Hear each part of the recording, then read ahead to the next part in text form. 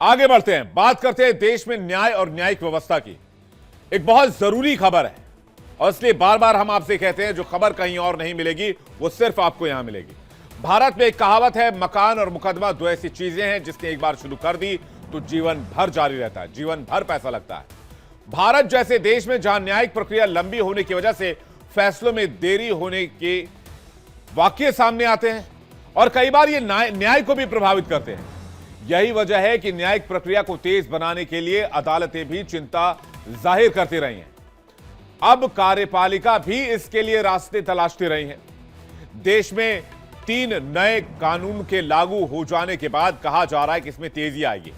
कई बार न्याय का इंतजार इतना लंबा हो जाता है कि आरोपी अपनी आधी या उससे ज्यादा की सजा मुकदमे के विचाराधीन रहते ही काट लेता है या फिर उसकी न्याय के इंतजार में मौत ही हो जाती है।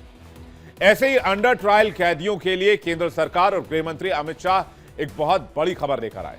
आप इसे खुशखबरी भी कह सकते हैं। केंद्रीय गृह मंत्री अमित शाह ने कहा है कि केंद्र सरकार यह सुनिश्चित करने का प्रयास करेगी कि जेल में बंद सभी अंडर ट्रायल कैदियों जिन्होंने अपने आरोपों के लिए तय अधिकतम सजा का 1/3 हिस्सा पूरा कर लिया है, उन्हें संविधान दिवस से पहले न्याय मिल जाए। अमित शाह ने मंगलवार को अखिल भारतीय पुलिस विज्ञान सम्मेलन को संबोधित करते हुए दावा किया है। उनका कहना है कि देश में 3 नए कानून लागू होने के बाद से कई बदलाव हुए। इनमें एफआईआर दर्ज होने के बाद से 3 साल के अंदर सुप्रीम कोर्ट से न्याय उपलब्ध होगा। आने वाला दशक भारतीय आपराधिक न्याय प्रणाली को दुनिया में सबसे वैज्ञानिक और तेज बनाने वाला है। यही नहीं, आगामी संविधान दिवस यानी कि 26 नवंबर तक देश की जेलों में ऐसा एक भी कैदी नहीं रहने वाला है जो 1/3 सजा काट चुका है, चाहे वो अंडर ट्रायल ही क्यों ना। दरअसल 26 नवंबर को संविधान को अपनाया गया था, इसलिए इस दिन को संविधान दिवस के रूप में मनाया जाता है।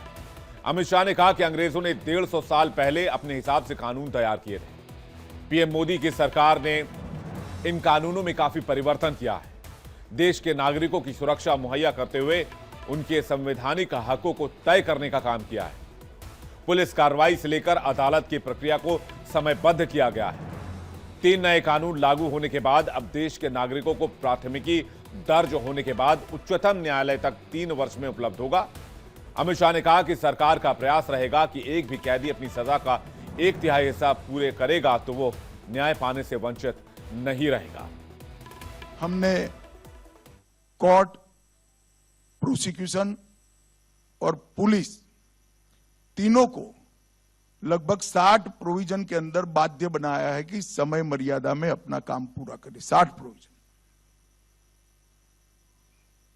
और जेलों को भी हमने बाध्य बनाया है कि एक निश्चित अवधि के बाद अगर ट्रायल नहीं चल रही है तो कुछ अपराध जो ज्यादा गंभीर नहीं है इसके छोड़कर जेल अधिकारी ने ही इसकी बेल के लिए पुरसिस रखनी है कोर्ट के अंदर।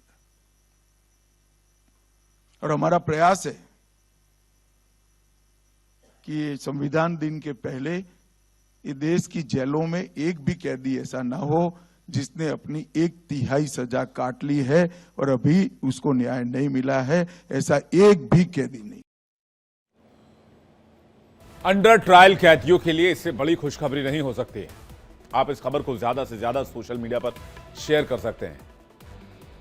अंडर ट्रायल कैदियों को लेकर देश की सबसे बड़ी अदालत सुप्रीम कोर्ट भी लगातार चिंता जताती रही है। इन कैदियों की रिहाई के लिए वो राज्य सरकार और जिम्मेदार एजेंसियों से जवाब तलब करती रही है और समय समय पर टिप्पणी कर इस मुद्दे की गंभीरता पर सबका ध्यान खींचती रही है। आइए आपको इन मामलों को लेकर दाखिल याचिकाओं पर सुनवाई के दौरान सुप्रीम कोर्ट की तरफ से की गई टिप्पणियां क्या रही हैं सिलसिलेवार तरीके से जल्दी से बताते हैं। हम दीवार के बगल में खड़े उस आखिरी व्यक्ति की तलाश कर रहे हैं जिसकी आवाज हम नहीं सुन पाए। ये सुप्रीम कोर्ट की टिप्पणी है। हम उसी व्यक्ति को संबोधित कर रहे हैं। राज्य को समझना चाहिए कि यह तत्काल की समस्या नहीं है, इसके लिए एक सतत प्रणाली बनानी होगी।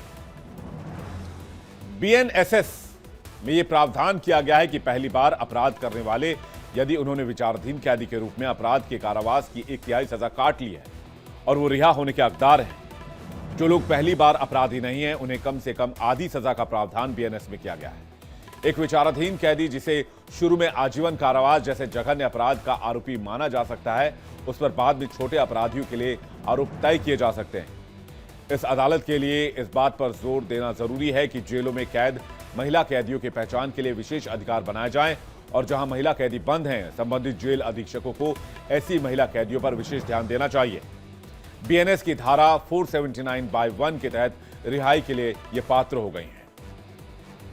यानी इसे आप समझ सकते हैं कि अंडर ट्रायल कैदियों की संख्या इस देश में जितनी भी है, उनके लिए, उनके परिवारों के लिए, उनके मातहत के लिए और उन पर जो आश्रित है उनके लिए ये आज की सबसे बड़ी खबर है। इसे ज्यादा से ज्यादा लोगों तक जरूर पहुंचाइए।